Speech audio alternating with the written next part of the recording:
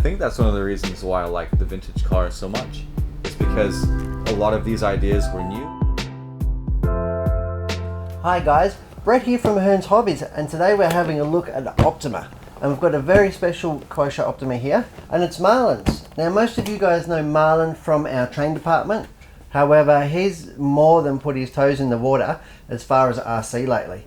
So let's jump into his Optima build. Welcome, Marlin. Well, welcome, Brett. Oh, hey guys. Thanks for coming in. No problem. So you've been playing in my end of the shop, have you? Yeah, I have. I think over the last couple of years, I've dipped my toes in the RC side of hobby, and I've really enjoyed it. If anything, I think it's been getting more momentum the past couple of months, I'll be honest. Yeah. So, and this is your latest addition to your RC family. This is the very latest build that I've done. I've now built probably about 5. This is my fifth build. And the best one yet? I think you so. Reckon? I think they keep getting better with each one because you learn so much with each one. And it's probably got the highest performance as well, no? Like the latest model, the highest performance. They're all retro ones. Yeah.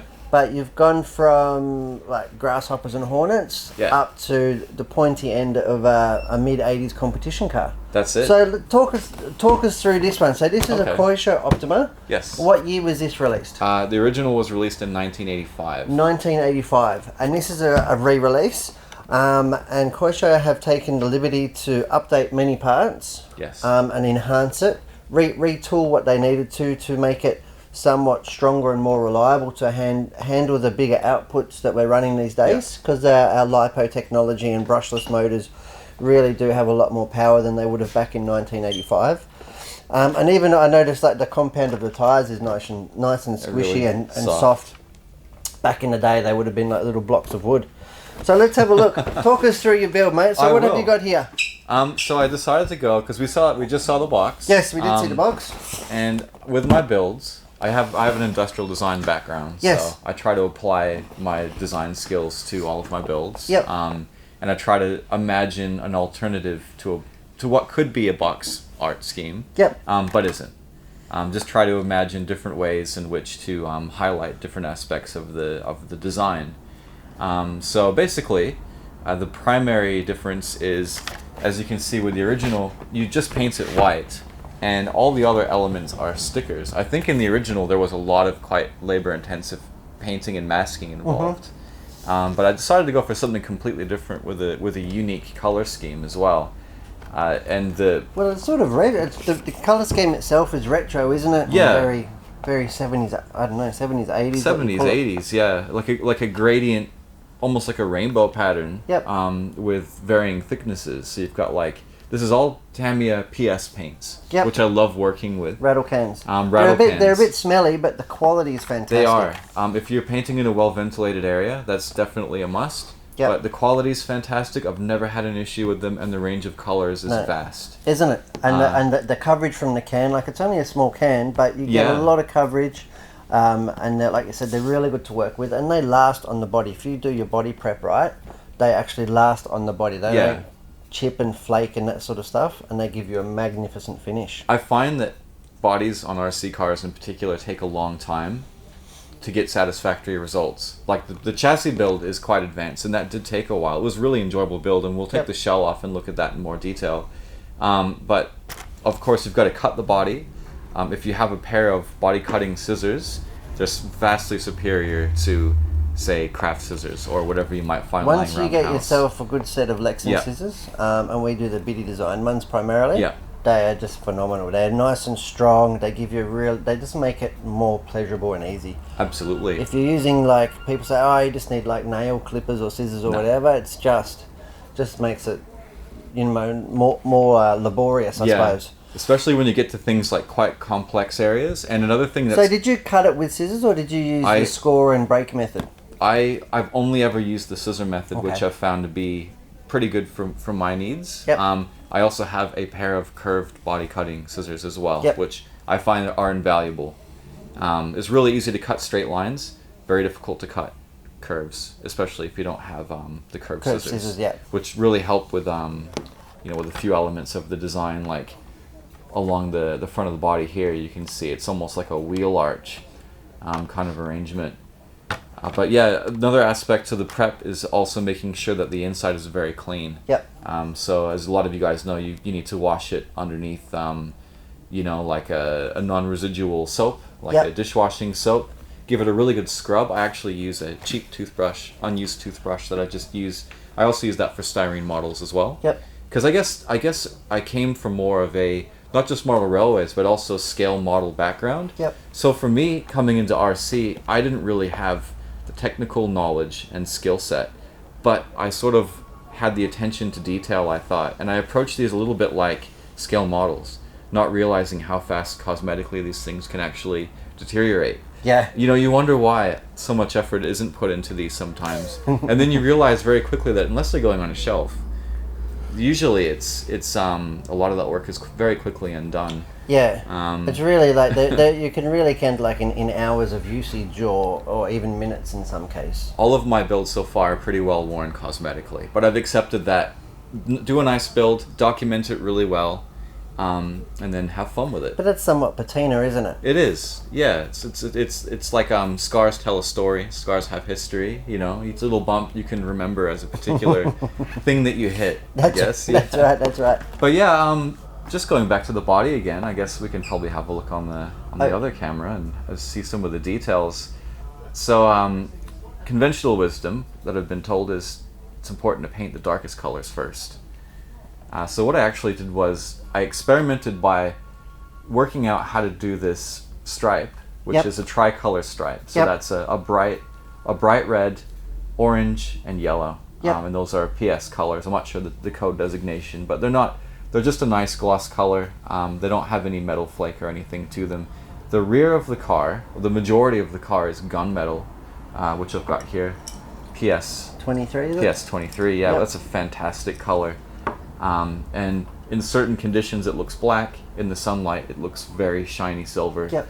I really do love metallic colors and pearlescent colors. Especially when you've got a high quality pigment like Tamiya. Yes, absolutely. Metal flake isn't too big. It just seems to be scale with the vehicle. And then pearl white. For the front. PS57. That's one of my favourite colours. PS57. Yeah, Yep. you use that for most of your I builds, do. actually. I do, because it just gives us that element of just not being so stark white. Yeah, I agree. It is backed with white. The whole Yep. thing is backed with white. Just regular PS1, I believe. Let's whip the body off and have a let's look do under that. Let's have a look under the hood. That's what the Yanks say. Yeah. Pop the hood. So I got two little body clips there. It's a really nice body on this car, I think. It looks They really use a good. little bit of manipulation, don't they, to get on and off? They do. There we go. Not so bad. We'll look at that in a bit more detail as well, but here we are with the So the go chassis. back to the body Oh, if yeah, you let's don't mind. do that. Let's have sure. a look. So have a look on the inside of the body. That can often reveal some secrets.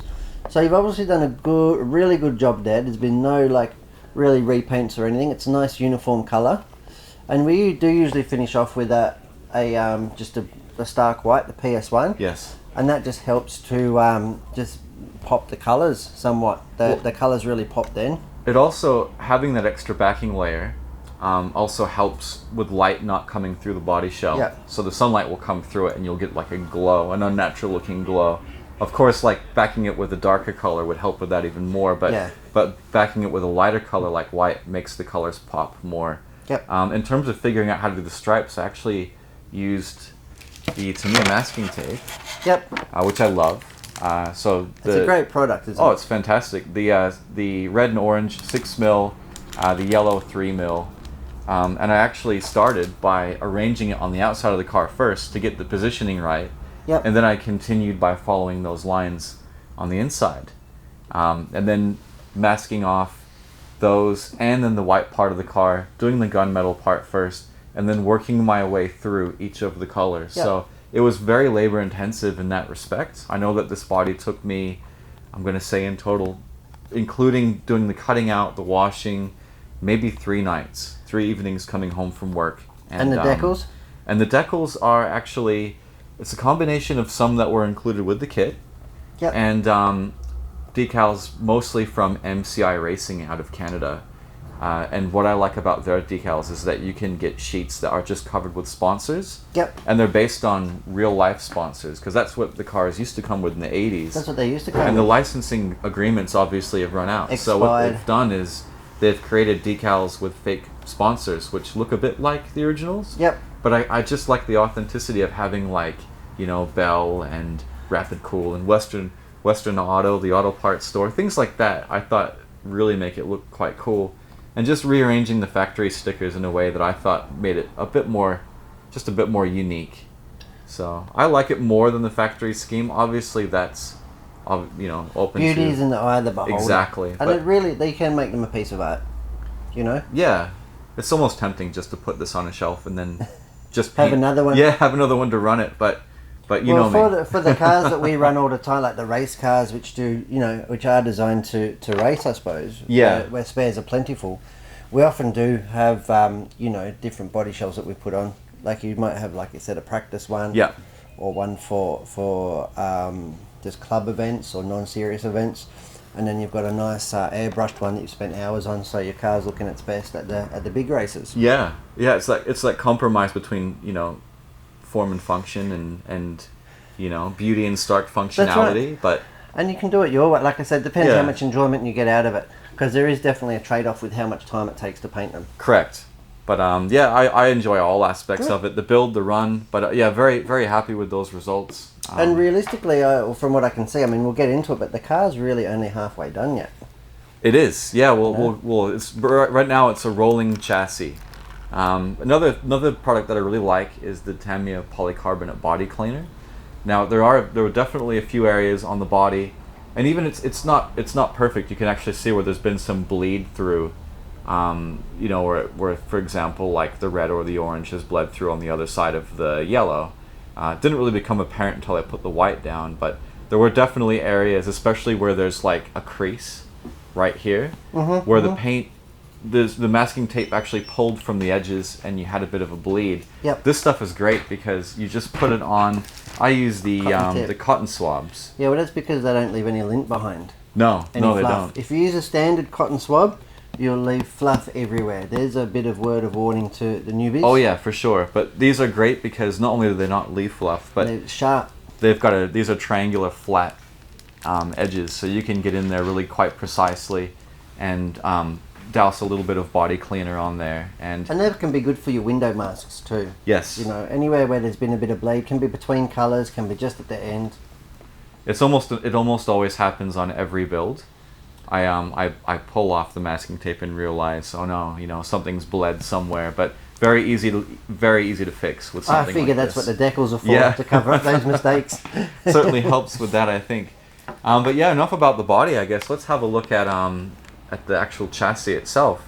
Now, this was the most sophisticated build I'd done so far. Yes. And my first four-wheel drive car. What I really wanted was a vintage re-release four-wheel drive car, and I looked at a lot of options. I looked at like the Hot Shot. And from what I could see, this was sort of, in 1985, this was probably the best chassis around in the four-wheel drive class. It was the highest performing, yeah. And you can see why. A lot of the testament of the modern cars, the architecture and the basic design principles are right there. So up until the even the early 2000s, most of the four-wheel drives were belt drive. Now there's really only one manufacturer that's doing belt drive. So you can see the belt in there. Yep. There's a plastic shield protecting it all the way around. But yeah, this could come. It was a really nice touch that they did. You could build this as per the original with the chain, or you could add the belt for the higher power applications that we have today. I went with the belt, even though I like to keep things old school. I went with the belt because I anticipate putting a reasonably powerful setup in this. Well, you're gonna race it. You are actually going to race it in the vintage format. So, yeah. And if you do wear the belt out, or you're going to retire it, then you can always put like a sports tuned in it and put the chain on for that authentic sound. Yeah. It was definitely. It's a very early on in the build that you make that decision. In fact, it's among the first steps because you've got the sealed gearbox halve at the rear with the differential, and then you have the differential at the front as well. Yeah. So that's a decision you make early on because you have to use the correct kind of... Are they ball differentials or gear differentials in this unit? How do you make the distinction, actually? Have they got bevel gears in it, or is it like ball bearings that... Bevel gears. Yeah, bevel gears. Bevel gears, What we refer to as a gear diff. Yep. So there's really, really nice suspension travel, particularly on the rear. Not nearly as much as what the modern racers have. It wouldn't be too far off, and it was substantially more than the Hot Shot of the time, which I suppose would have been its biggest competitor. Beautiful shocks, nicely anodized aluminium. I think the only thing that I really struggled with on this build was the darn eclipse on the shock pistons. Well, it's good. It's good practice. Oh, for sure. They do take some time. I've built quite a few of the Tamiya CVA shocks, and I've found those eclipse easy to work with. These ones, unfortunately, they're very tight. In fact, I had them fly off my bench a few times, and then I'd have to go out and have a search. But by the time I got to about the last two shocks, I'd got the technique down really well. It's always good to have a spare packet and just to practice a little bit, because it is part of it. But once you get the knack for it, you become just natural. You just do it with your eyes shut. Yeah. Sort of thing. And this car's got a slipper clutch, has it? It does have an adjustable slipper clutch. That would have been quite revolutionary back then in 1985. Okay. We've got a ladder style chassis, I suppose you call it, or alloy beam. Aluminium, a lot of aluminium in this car. You've fitted the steering servo, which is nice. Steering servo's in. Yep. And it's got an integrated servo saver, I can see there, spring-loaded one. Yeah, it's really quite seems really robust, the way they've done the steering. It's kind of hard to see because it's obscured by the top plate, which is fiberglass. I know that there is carbon fiber replacements for the deck plate and also for the shock tower plate, front and rear. But this to me is more than fine, and everything goes together beautifully. Everything goes together. Well, it is a Japanese Kyosho, a Japanese manufacturer, and it's by all means it's not a cheap kit. No. So you do pay for the precision engineering and the R&D behind it to actually put it together. So the engineering and the quality of the fit and finish of it. Yeah, I mean, not one aspect of this build didn't fit together beautifully with any kind of issue at all. The instructions were nice and clear and concise. There were a few things where I had to go back and maybe, I put the wrong screws in, or I maybe had set something up wrong. So there were one or two stages where I didn't get too far and I just had to do it again. But that was more me not reading things through thoroughly enough. Getting too excited. Exactly, yeah. Because the best thing I find that it's best to take your time with these. Obviously, unless you're in a hurry and you're trying to get this finished for a competition, it's best to take your time and appreciate the engineering and the design decisions behind why they did what they did. And I think that's one of the reasons why I like the vintage car so much, is because a lot of these ideas were new, and it was kind of like throwing ideas at the wall and seeing what sticks. Well, it would have been before CAD and before computer simulation. So a lot of it was just old school engineering. Yeah, that's it. A lot of ideas applied to real cars initially, and then they realized that it's a very different set of requirements. Really. And you can, I can see you've done the driver figure there. Oh yeah. So that's what was he modeled? Was he modeled on something particular, or he just?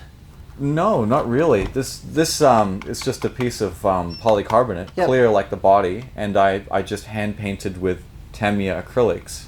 Yep. The driver's suit and gloves, and then I left all the other space. I'm going to call it the negative space, just clear, and then I sprayed that with PS5, so just black.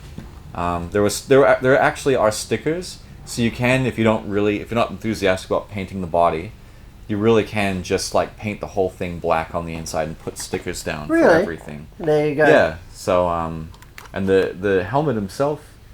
Have a look on the overhead. Yeah, same driver I had for the Scorpion, which was my first ever build.